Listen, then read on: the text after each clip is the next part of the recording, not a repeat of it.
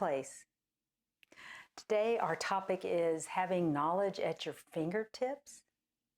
What we do with this work is we're saying, how can I live a more peace-filled life by combining my personality, self-habits, decision-making processes with guidance from the All That Is, from God, Spirit, Soul Self. Some people say Mother, Father, the Holy Spirit, any of the words that you want to use that denotes an entity with a vast knowledge base. That's what we're after with this. So, knowledge at your fingertips. We are blessed with the fact that we live in an environment that houses information. So, what I mean by that is a fish knows how to be a fish in the water, knows how to protect itself, knows how to eat. A tiger knows how to be a tiger. The rules for being a tiger are very different than being a fish. The rules for being a monkey are different than being a tiger or a fish. The rules for being a person are very different from the others. We innately know so much. The information is coming from the energies that we acquire as we're born. So, the energies are housed in the universe. That's where the information is housed. Now, that's kind of confusing, but in a soft, make it a soft picture of this information. You have access to information day in and day out.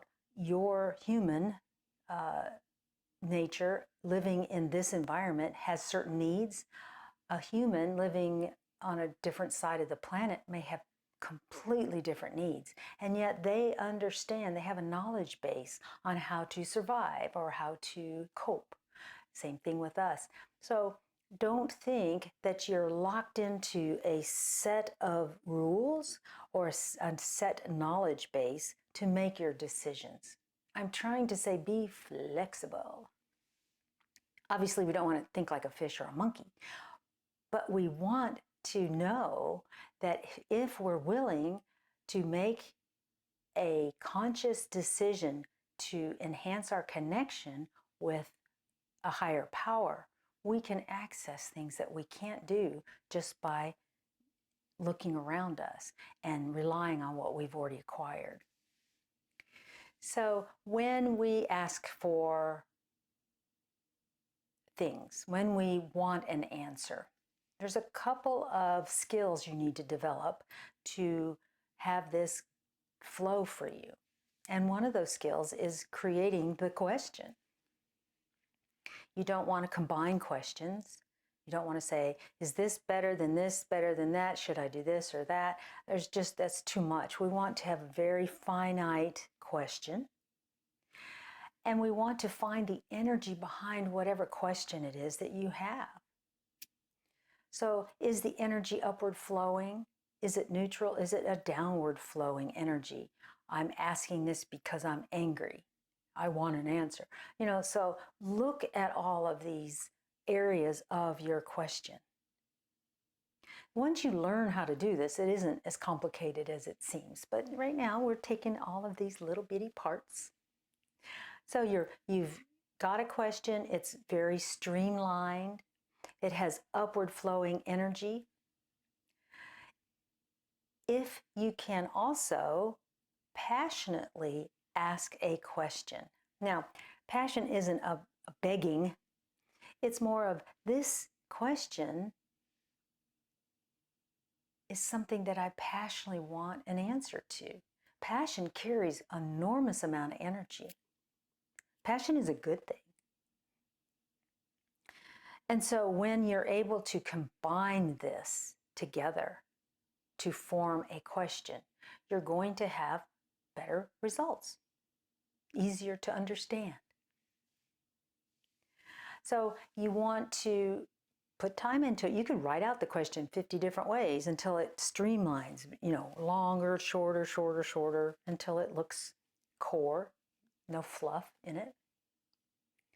Then you want to look for possible answers to that question.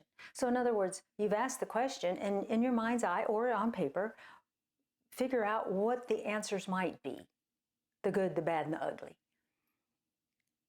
Go to extremes and think out of the box. So the answers might be on that paper, and it may not be.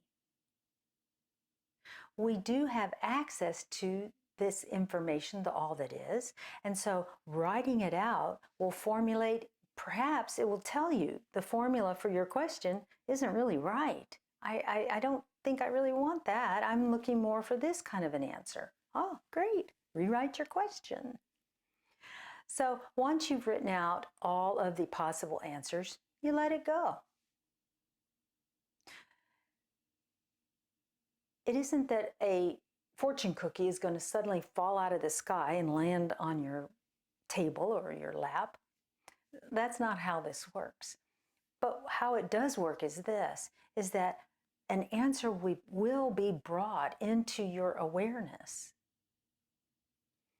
It may be that you hear the same song twice in a row and its theme is this, is X, which did happen to me once. I was in a state of extreme stress. And I left the building and my mind was whirling. And I was like, oh my God, help me. I don't know what to do. I was really in a bad way. I sat in the car because I was going back home, and my radio automatically turned on in my car, and this song was on. And immediately my brain focused on it, which normally when you sit in the car and you're doing this and you're so upset that you're on the verge of tears, you don't really focus on a song in your car, but I did. And I focused on it, and it had the answer embedded in the words. And it was perfectly true. It was the answer to my screaming request for an answer. So you don't have to say, here's the question, and this is the way I want you to answer it. That's not going to work. You want to be open to the answer. It doesn't matter how it comes to you, but if it feels right, you'll know it. You'll get a sudden understanding. If it's a book title, maybe that you're walking by and all of a sudden you see a book, and you'll all of a sudden realize that's the answer to the question I asked previously. Or it could be somebody said a statement and it just makes you go, oh, that's the answer to the question that I asked previously. So don't have a preconceived notion as to how you are going to receive the answer. The answers will be there. Sometimes you need to get still and just relax so that you can hear or be observant enough to find the answers that are being given to you. Sometimes they are knocking on our door and we just can't hear it. We're so busy. We're so encapsulated or wrapped up in what's going on around us that we're not being still long enough to find the answer that we've so desperately asked for. This is a viable way of life. This is a way to enhance your inner peace by learning to trust that those answers are out there and being receptive to the way that they come to you. I hope some of this resonated with you. Love and light to you and your path, and I'll see you in the next video. Bye-bye.